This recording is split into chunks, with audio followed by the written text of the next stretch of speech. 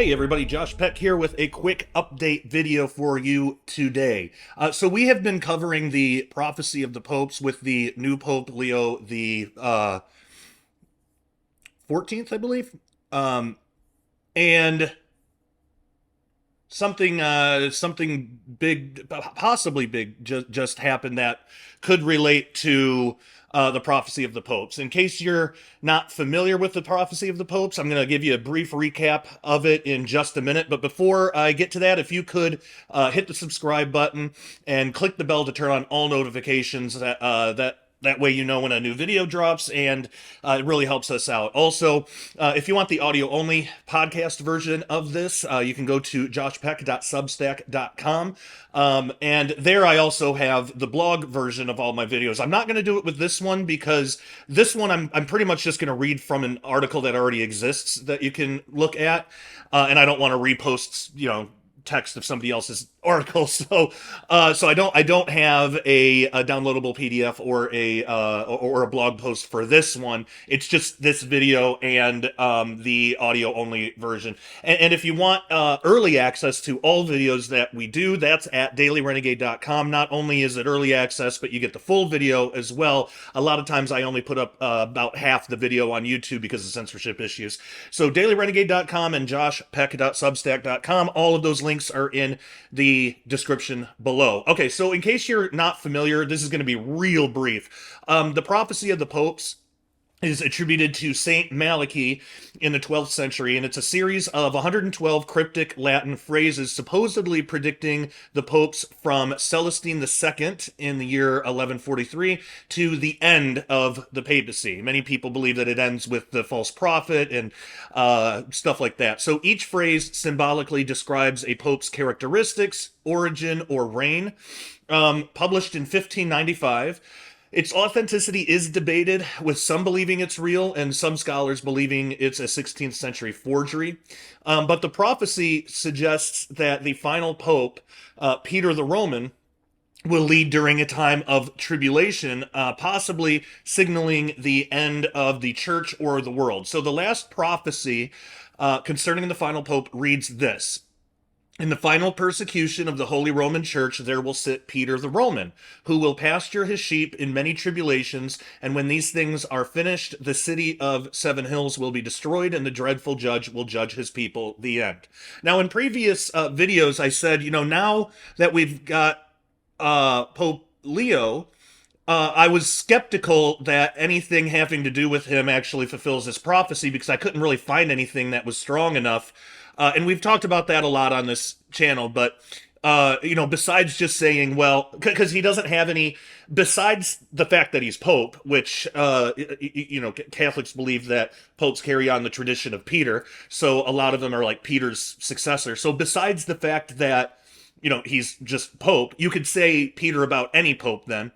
And just the fact that he's Pope, you could say that about the Roman part too. Besides that, what about Peter the Roman specifically ties to this Pope? Why this Pope and no other Pope? And I couldn't find really anything. Well, today, he actually came out and said something. And if this continues, if this kind of thing continues, we could see how he might actually end up fulfilling the Peter the Roman prophecy, maybe.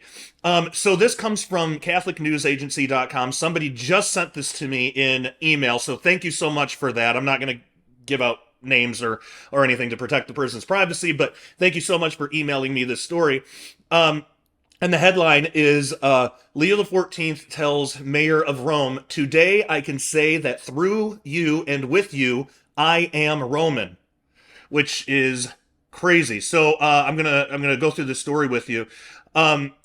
So with those words, Pope Leo addressed the mayor of Rome, Roberto Gualtieri, don't know how to pronounce that, but who greeted him just minutes before he made way to the Basilica of St. John Lateran to take possession of the chair of the Bishop of Rome.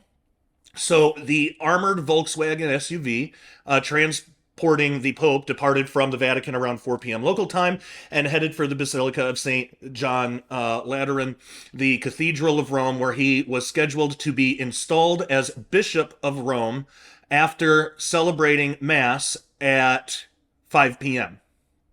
You know, no one gets into full-time ministry to make money. At least no one should. Given that, Daily Renegade accepts donations from those who care to help keep us going. Now, because Daily Renegade does not want to be told by the government what we can and can't say, we're not 501c3, so your donations are not tax deductible, but that's not why you're giving anyway, to get something back for yourself. Speaking of which, we here are never going to promise that if you donate, God will reward you with even more financial success. We're not about making promises for God here. But what I can promise is your donations are very much appreciated and help the continuation of everything we do here at Daily Renegade to reach the world with the truth of the Bible. Also, as many of you know, my son Nathan has had some very serious medical issues that we are treating with good, all-natural and holistic remedies. But of course, those are very expensive and are not covered by insurance, so your donations help go towards his health care as well. If you can't afford to donate, you can always donate your time in prayer, which is far more valuable anyway. Let's be serious. So pray for our wisdom, pray for God's guidance for us, and that we never lose focus on what's really important, which is using Daily Renegade as a light of truth that the world so desperately needs right now, especially in these times. As always, thank you so much for your generosity, and I pray God blesses you greatly. And this just happened today. I'm looking at the date and time of this article. This just came out an hour ago, so this is breaking news. This is why you want to subscribe to my channel and get a membership at Daily Renegade, so you can be up to date on this stuff. So before arriving to the Basilica, and if you want this, again, if you want this article, if you want to look at it, it's at CatholicNewsAgency.com. But before arriving at the Basilica, the first major Christian house of worship built in Rome after Emperor Constantine legalized religious freedom in AD 313, the official vehicle stopped at Piazza del Araceli, I don't know, at the foot of the Capitoline Hill steps, where the main entrance to the Palazzo Senatorio, the seat of Rome's municipal government, is located. There, Gualtieri welcomed the Pope. Pope Leo said, quote, "Shortly after the election, I told the brothers and sisters gathered in St. Peter's Square that I am with them, a Christian, and for them, a bishop. Today, in a special way, I can say that through you and with you, I am Roman," end quote. And he said that drawing a great ovation from those present. So he said that. He called himself a Roman in St. Peter's Square, and he just did that today. Could this be the fulfillment of the Peter the Roman? Could you know? Maybe this is if that prophecy has any validity to it. And again, I'm waiting for evidence, so I'm still on the fence with it. I'm open to it, but I also don't want to make something out of nothing. It goes on to say, before various civil and military officials, Pope Leo XIV emphasized the spiritual and social dimensions of his episcopal mission. He said, quote, "As I officially begin my ministry as shepherd of this diocese, I feel the serious yet passionate responsibility to serve all its members with the faith of the people of God and the common good of society foremost in my heart," end quote. He also stressed his commitment to collaboration with local administrative institutions. Quote, "We are collaborators, each within our own institutional sphere," end quote. Pope Leo spoke of the historic mission of the Catholic Church in the Italian capital and highlighted how for 2 millennia the Church has lived out its apostolic mission in Rome, quote, "by proclaiming the gospel of Christ and committing itself to charity," end quote. It goes on, quote, "Educating the young, helping those who suffer, caring for the marginalized, and nurturing the arts are expressions of our commitment to human dignity, one we must uphold at all times, especially toward the little ones, the weak, and the poor," he added, end quote. And it's interesting him talking about like being a shepherd and taking care of all these people. And I'm going to read the prophecy again. "In the final persecution of the Holy Roman Church, there will sit Peter the Roman, who will pasture his sheep in many tribulations. And when these things are finished, the city of 7 hills will be destroyed, and the dreadful judge will judge his people." The end. That's really interesting with some of the things that he's saying here. Speaking about the Jubilee of Hope, inaugurated by his predecessor, Pope Francis, Pope Leo voiced his gratitude for, quote, the commitment of the city administration for which I express my heartfelt thanks, end quote. Finally, before giving the apostolic blessing to those present, Pope Leo shared his hopes that Rome, quote, unparalleled in the richness of its historical and artistic heritage, end quote, may always also be distinguished by, quote, those values of humanity and civilization that draw their life force from the gospel, end quote. Now, before he spoke, the mayor thanked him for renewing the tradition of the meeting at Piazza del Soli, saying the gesture was yet another sign of the Holy Father's affection for the Italian capital, his affection for Rome. Gualtieri described it as, quote, a reaffirmation of the deep bond between Rome and the universal dimension of the church, end quote.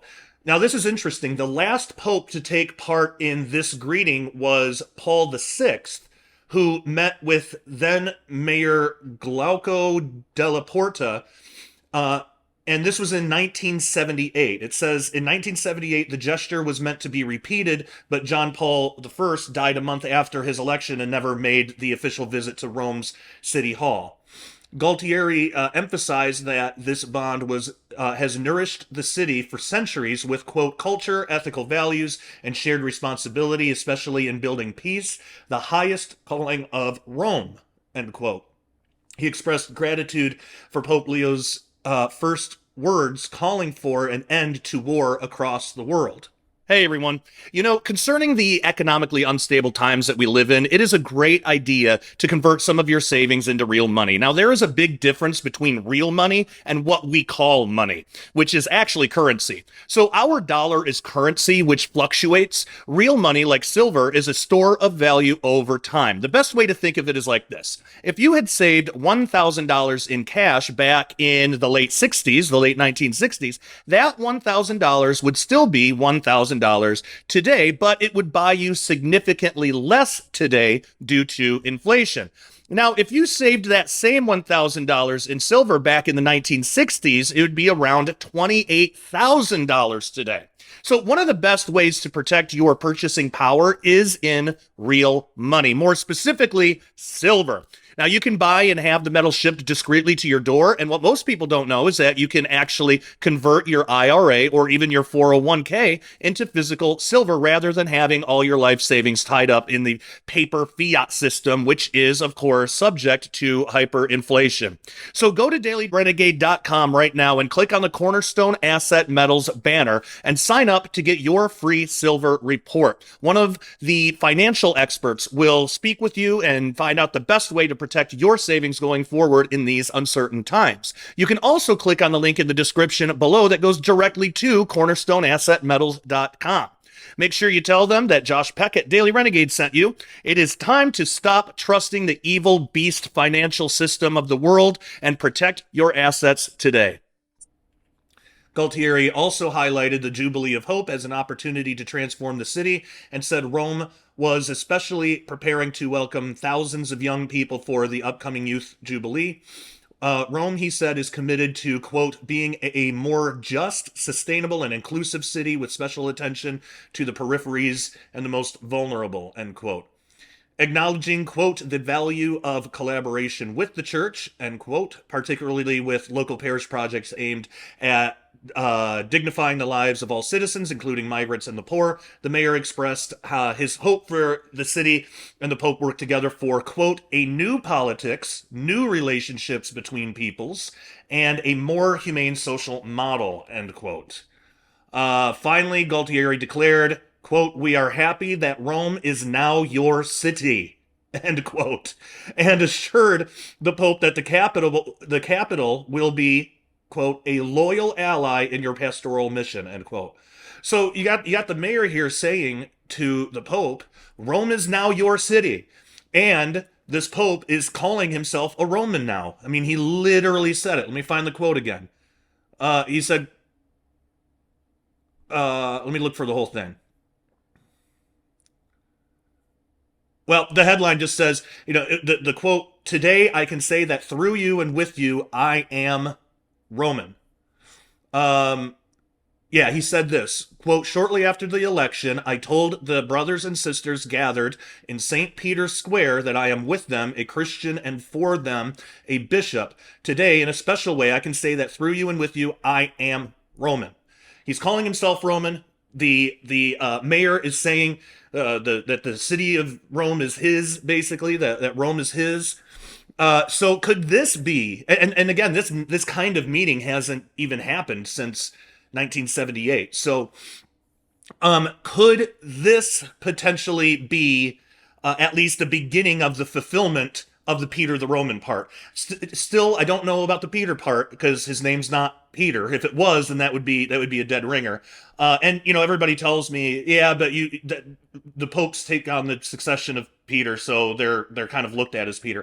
But again, you could say that about any pope. So what is it about this one where that name Peter connects? I mean, it seems like it would have to be more than just the fact that he's pope, because that's any pope.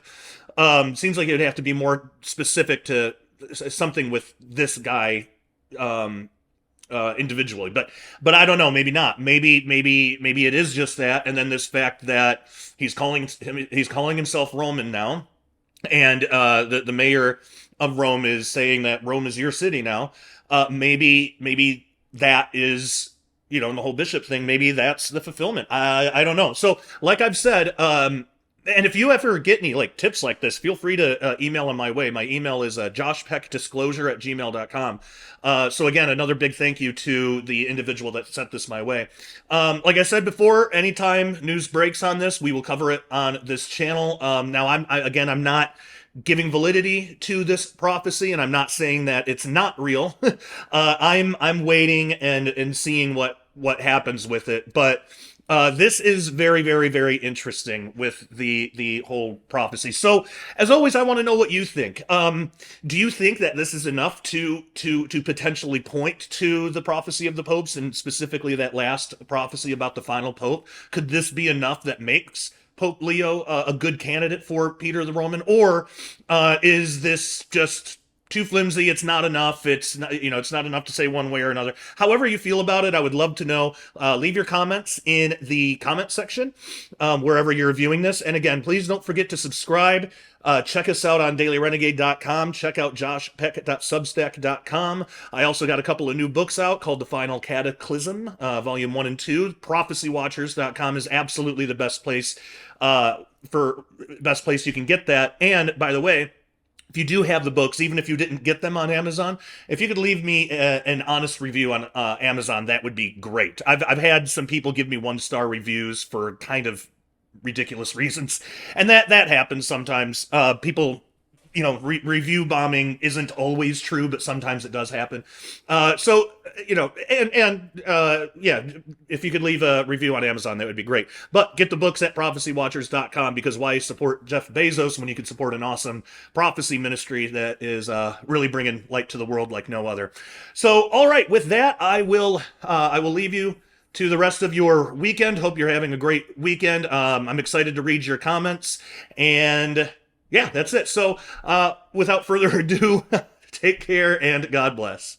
If you are a Bible-believing Christian who opposes the kingdom of darkness trying to run the world right now, then you are a renegade to the satanic system. We here at Daily Renegade wear that badge proudly. So, if you're a renegade as well, head on over to dailyrenegade.com right now and get a membership today. You'll get our full catalog of Sharpening Report episodes and Daily Renegade update videos on topics such as Bible prophecy, science, technology, the Nephilim, aliens, and so much more. All of our episodes at Daily Renegade are early access, so as a member, you'll get the videos before anyone else does.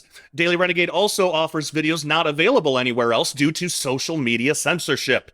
We also have a community page only for members where we can all fellowship together without fear of censorship. It's basically the best of Facebook and YouTube rolled into one without any of the garbage. Memberships are only $10 a month or $100 a year, and if you can do it, I suggest getting the $100 a year because it's cheaper in the long run, and essentially you get 2 months for free that way. So come join our family of renegades at dailyrenegade.com right now. The link is in the description below, and we'll see you there.